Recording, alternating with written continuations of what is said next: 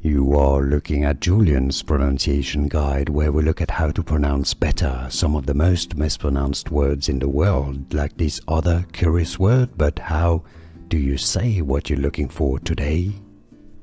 An interesting word and an interesting pronunciation. Both British and American pronunciations, though, are similar, so that's easy. It's a word from Latin through French originally.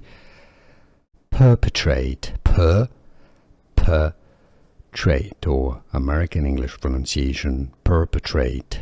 Easy once you know perpetrate or perpetrate. Here are more videos on how to pronounce more confusing words and names too many mispronounced. Like this video if you found it useful. I appreciate your support. I'll see you soon and thanks for watching.